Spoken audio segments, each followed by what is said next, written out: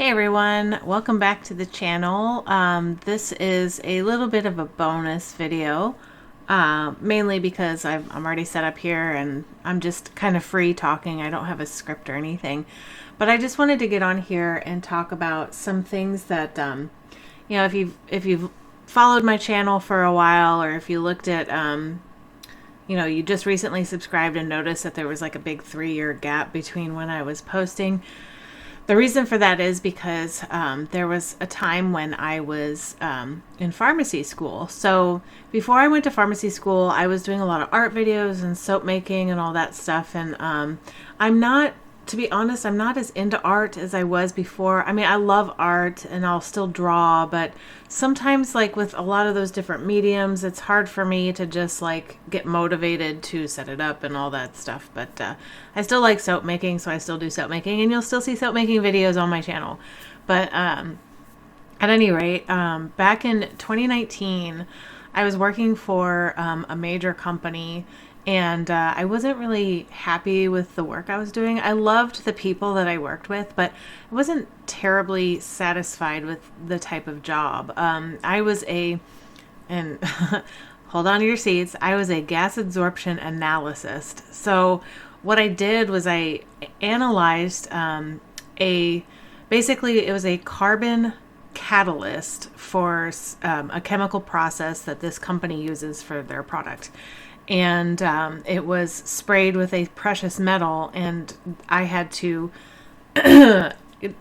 gas absorption analysis is basically subjecting this carbon pellet to like really high gas pressure, and based on like the not Van der Waals, there's other forces at play that cause the gas to stick into the little molecular pores, and then you can get a readout about like, the pore size of each thing. So after I explain that, how do you really feel about that type of job? I wasn't terribly thrilled with it. It was interesting. It was nothing I'd ever really done before. It was, I learned a lot about physics and stuff like that, but it really wasn't something that I really enjoyed. So while I was there, I was like, maybe I should be a teacher again, or maybe I should, blah, blah, blah. So I was looking up jobs on teaching, but I didn't want to teach high school because I've done that. Not interested. I didn't even last. But I was looking at colleges or universities that only required a master's degree.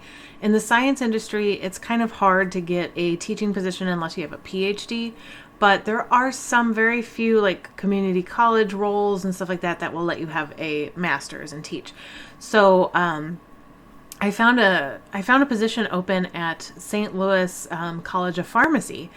And so I was like, oh, the St. Louis College of Pharmacy. I mean, they're pretty well known, at least, in the pharmaceutical industry, because they're like one of the first pharmaceutical schools. They're like, 150 years old or something like that. I can't remember. But anyway, I saw they had a chemistry instructor position listed, and it was part-time and only required a master's. So I was like, maybe I can get my foot in the door there. And then I started thinking like pharmacy school. So I was like going through their website, and I was reading stuff on there about pharmacy school. And I was like, maybe I should be a pharmacist. I've already got a master's. I could probably transfer in, just do the professional years and get my PharmD. And I've worked in the pharmaceutical field before, but on the like research and development side. So I was like, well, maybe I can be a pharmacist. So when I was going, so I've got probably undiagnosed ADHD. I'm not joking. So when I was looking at all this stuff, this was probably in maybe May or June of 2019. And I ended up getting enrolled in the program in August of the same year. So what happened was I was curious. So anytime I'm curious, I want to reach out to people that know things. So I sent emails to 2 schools. There was the St. Louis College of Pharmacy, and then I lived in Illinois at the time. There's SIUE. they also had a pharmacy school program. So I applied there as well. And it's actually cheaper to apply to multiple schools through the portal that you have to apply to. So I was like, well, I may as well just throw my hat in the ring. It's only going to cost me an extra $20 or whatever it was. So I did that. But immediately, SIUE rejected my application because I didn't have a PCAT score. So SIUE rejected me because I didn't have a PCAT score. Now, St. Louis College of Pharmacy, they cared about the PCAT, but they accepted the application conditionally until I took it. So originally when I was talking to the admissions gal, I told her, I was like, well, I'm kind of interested in going in the fall of 2020 because I wasn't planning on taking the PCAT until February of the following year. And because I wanted to take my time with it. It's been, at that time, it had been like 15 years since I had my bachelor's degree. So I was like, I am really rusty. I need to study this stuff, whatever. Well, she's like, she's like, well, we'll give you a tuition, like a 50% tuition if you enroll now. And I was like, oh gosh, okay. So the earliest I could do was take the PCAT in July. So I studied from June until July.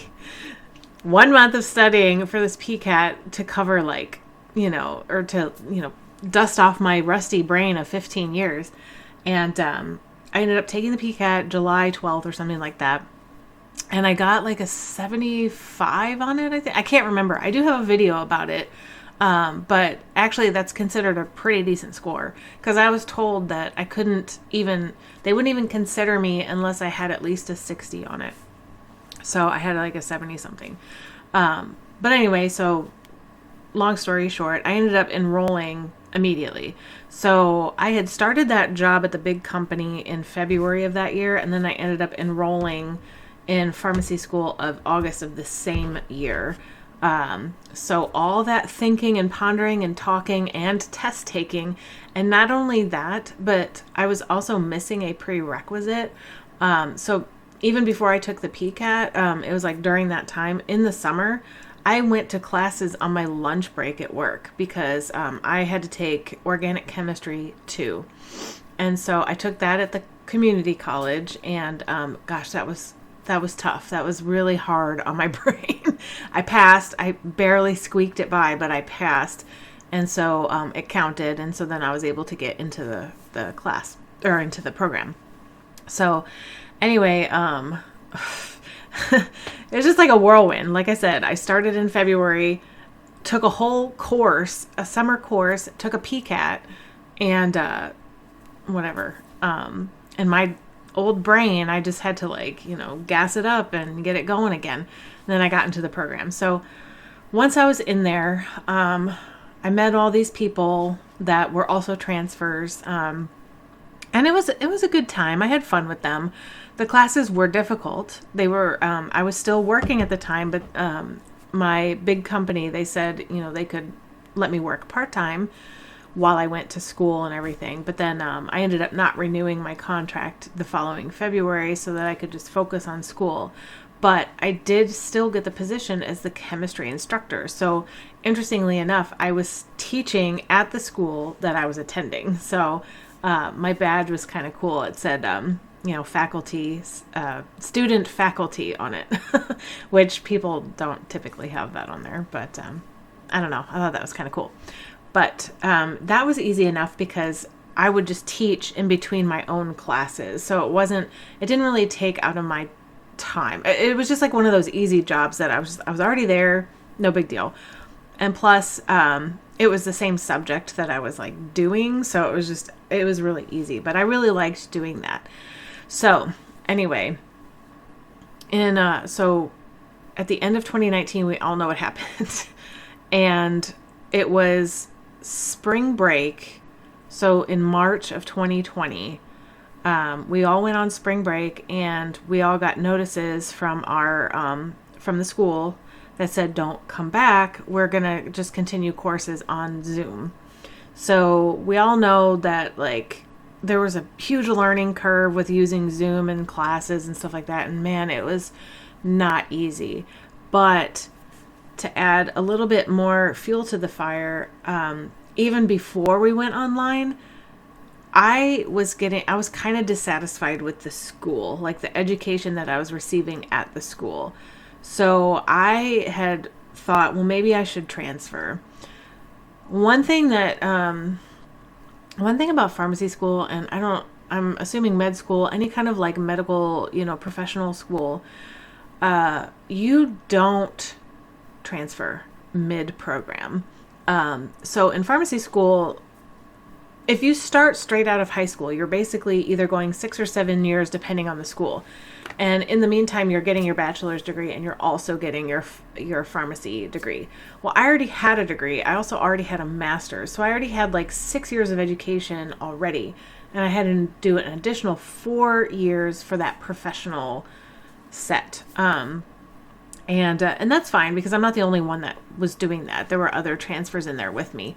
But anyway, that those 4 professional years are kind of locked. So you're the curriculum. Sorry, I'm just kind of messing with my hair. The curriculum is pretty rigid. So your first year you're doing kind of like your basic stuff, but at the same time, it's preparing you for the following years. And there's so I don't know how to explain this. So there's a course called Integrated Therapeutics or something like that. I think St. Louis College of Pharmacy called it something different than SIUE did. But in those years, your first semester, your semesters are split in 2 because there's 8 modules. So for 2 years, that's 4 semesters, 8 modules. So each semester is split in 2. You're doing 8 weeks for each module. You're studying like heart therapies and then like lung therapies and then infectious disease and stuff like that. So that's kind of how that works. And because that schedule is so rigid, you don't transfer mid-program to a whole different school. But me being the stubborn thing I am, I transferred mid-program, which they allowed me to do, but with very much... there's a word for it, but I don't want to say trepidation, but they let me do it, but I also had to make up a bunch of stuff to catch up to them, I guess. And then I had to take a couple extra classes that I should have taken during their first year that they didn't have at Stillcop. So it's called something else now, and I refuse to call it that, just in case you want to know. So St. Louis College of Pharmacy is actually called University of Health Sciences and Pharmacy now. But I'm just going to call it Stillcop, just so you know. But if you ever want to look it up, it's University of Health Sciences and Pharmacy. With that out of the way, I ended up transferring to SIUE. And it was weird because everybody there they knew each other already because they started the program together, and I wasn't there. I was at Stillcop, and I was with those people. And I still talk to some of them, but I was with them and they were my friends, and I don't know any of these people. And so I felt kind of weird. But and then on top of that, they all had their first year in person together, and then all of a sudden we're online. So my transferred first semester, we were online. So like I still didn't really get to interact with anybody on top of that because we were just all online. I will tell you truthfully, I prefer online, just because I'm an introvert, very much an introvert. You may never know that if you meet me in person, but I definitely am. But anyway, so I was going through the program at SIUE, and during that time, there was just a lot of controversy going on in the world, and I don't have to talk about it because you already know, you lived through it, and it was a mess and a nightmare. And it really affected how these programs ran. And I was at a juncture there where I was like, do I stay or do I go? Because I could not continue the program under the rules that they had implemented there. So I had contacted the dean and I said, hey, I need to drop out, because technically I could have continued in the program, but there was risk to that because the final year you're doing nothing but rotations at either hospitals or pharmacies. And those hospitals and pharmacies are even more rigid with their standards that I could not meet. And so I'm not going to discuss what those are because you guys could probably guess, but I'm not going to talk about it. So anyway, I said I can either go into debt further by continuing my didactic curriculum, just taking the classes, or I can just staunch the bleeding now and just quit and go back into my field. So I chose the latter. And when I talked to the dean, I felt really bad about it because they did a lot to help me switch over into that program, transferring mid program, like nobody does that. And, you know, they knew me very well because we'd worked together so closely to make it happen. And then here I am saying I'm dropping out. And then, and we discussed why I was dropping out, and they were trying to come up with, you know, ways around it and all this. I just said, you know, I just don't want to risk it because it's expensive, and I'm already majorly in debt. So yeah, I just quit. She told me that I was in the top 10 in the class, and I feel bad about that too, but I do have this. Let me get it out of my desk here if I can find it. Oh, here it is. I was inducted into Rho Chi. Rho Chi is the, so if you look really close, it's an RX. Oop, that's really shiny. It's an RX for pharmacy. And that's the Rho Chi symbol. What that is it's the Honors Society for Pharmacy. So, not to toot my own horn or anything, but it was really pretty cool to be inducted into that because my brain is old and I worked so hard. I worked so hard to do that. And I did it. And pharmacy school is hard. It is. I felt like I did nothing but study. That's all I did. I couldn't make soap. I couldn't draw. And so this is why I wasn't posting anything. I just did not have time. I posted a couple things here and there. I think one video was like, I survived my first semester. That was an interesting video. And then I posted a different one, about punching capsules because I was like, I haven't posted a video in so long, and I just thought I would just put something in there because I just didn't know, whatever. Well, anyway, so I dropped out in 2021. So it's been a while since I dropped out. I ended up getting a job back in my field, at a small company, and I really appreciated the opportunity. I ended up being a quality control manager and then a project manager. And since it was a small company, I did both roles. So that that was really cool. I got experience in that. And I did kind of want to do project management. So before I even got that role, I was trying to figure out what I wanted to do with myself after dropping out of school. And I was like, I really don't want to do bench chemistry again.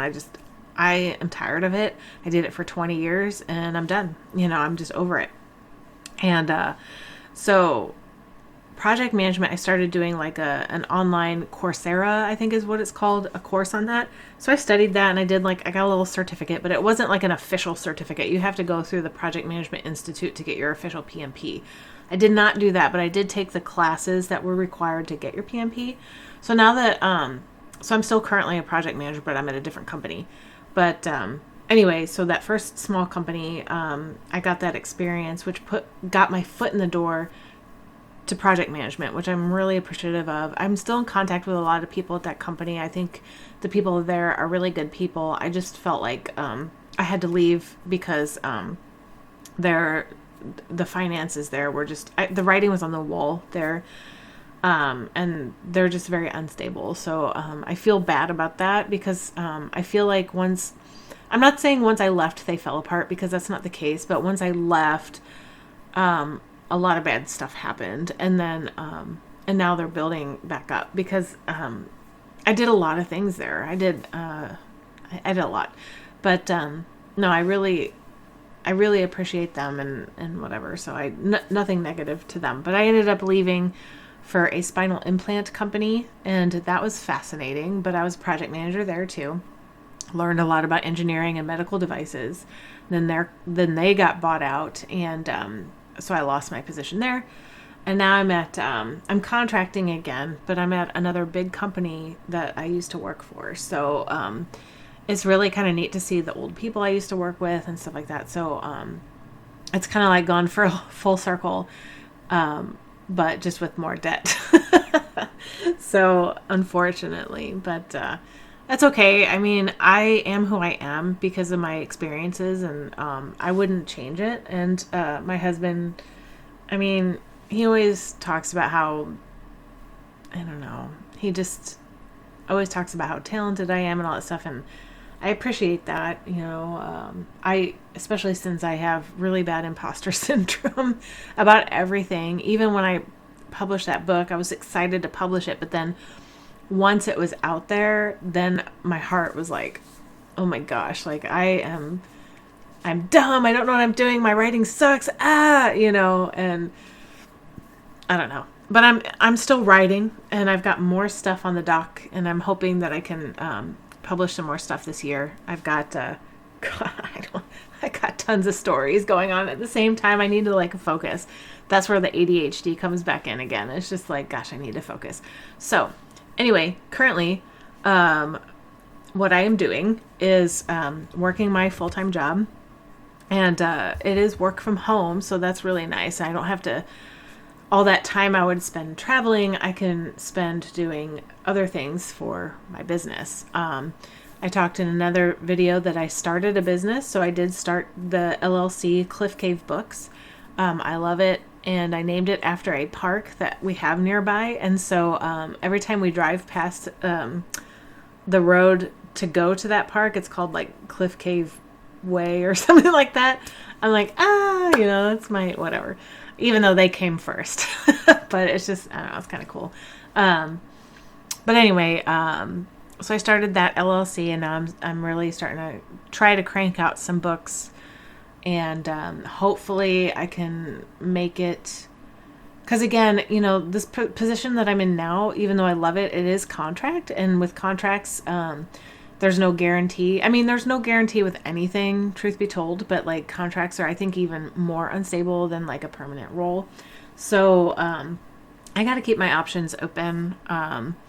And I'm hoping that this LLC, at least, the cool thing about the LLC is if I do happen to lose my job, I still have a job that I can put on my resume. So it's like I'm still doing project management work, because I'm doing everything for this business. I'm the only person doing it, so I'm all the roles wrapped into one, and it's a lot of skills that you can put on there. So with that being said, if you're in that bucket, I mean, don't hesitate to put that as your experience, because it is definitely a lot of work. I can't tell you how much. I mean, here I am talking to you now on YouTube, and that's work too. So I'm writing, I'm managing my business. I've also started doing a lot more soap making. I'm trying to sell more soap, and I've started websites for both of them. So I had to design them from the ground up. I've got newsletters for both of them. The only one that's really active right now is for Cliff Cave Books. The LH Soaps, no one's signed up for yet, so I'm not going to waste my time setting it up until people start signing up for it. But it's there. It's waiting. It's waiting to be sent. Well, at least the first one is. Anyway, so if you're interested in signing up, I've got the links down in the description. So just FYI. But all I'm saying is that just all this stuff, it is a lot of work. And so on top of managing the businesses and working my full-time job, I'm also writing. I'm also recording these videos. I'm going online. I'm editing them. So not to knock my own skills, but if that explains anything as to why my videos aren't the best quality, it's just because I just don't have time to dedicate to polishing them up as much as I could. So I just try to record. So I'm recording right now on my tablet. I don't have a camera, whatever, but it has very, very powerful camera on it. So I'm just using the capabilities of that, and then just going with what I have. And the only special purchase I have is my microphone, which I bought years ago when I was recording before I went to pharmacy school. So anyway, but yeah, I'm just busy. I'm busy, but I love it, which is great because I've been busy at previous jobs, and there's nothing like the thrill of like having your own company. I mean, it makes tax time a little bit more difficult. I just did my taxes today, and oh my gosh, it was a nightmare. I mean, you can go to a professional and do that, but I'm a DIY-er, and I've done my taxes since I was 16, so it's just natural for me to do it. But it was just so different this year because not only did I lose the one job, but I also have started a business, and all the expenses that come with that, which is a fortunate big deduction. So but anyway, actually I want to make a video on the nuances of starting a business. So if you're interested in hearing about that, I'm still new at this, so I'm not a professional, but I can tell you what I've gone through as far as starting up this publishing, Cliff Cave Books and all that stuff. Just let me know in the comments and I can create a video like that. I actually prefer these kind of videos where I'm just talking to you instead of with my soap making videos. Although I love my soap making videos, the setup is a little bit more difficult. I have to make sure I'm in frame and make sure that you're not seeing boom arms, and all that kind of crazy stuff. But then sometimes it's I zoomed in too much, and then a lot of that is out of frame, and it's just it's a lot more work. And then I do a voiceover for those because when I'm recording, I like to listen to podcasts. I don't like to talk while I'm doing stuff because I get really distracted. ADHD, right? I'm not diagnosed, so don't quote me on that, but I just feel like I am. But anyway, I like to if I talk while I'm doing it, I get really distracted. And plus the acoustics in my soap area, it's in the basement, so it's just not very good. You wouldn't hear it very well. There'd be a lot of background noise and nonsense. So anyway, I do voiceover for that. So my point in saying that is just that that's an extra layer of work that I have to do to create those videos. So these are a lot more easy for me because I can edit out when I have to stop and cough, but other than that, it's pretty easy. So anyway, I have rambled on for almost half an hour, and I will let you go. But again, if you have any questions about pharmacy school or publishing or writing or soap making or anything like that you think I can answer, or even if it's just science, because I've been a scientist forever. Project management, which I've been doing for the past 3 years now.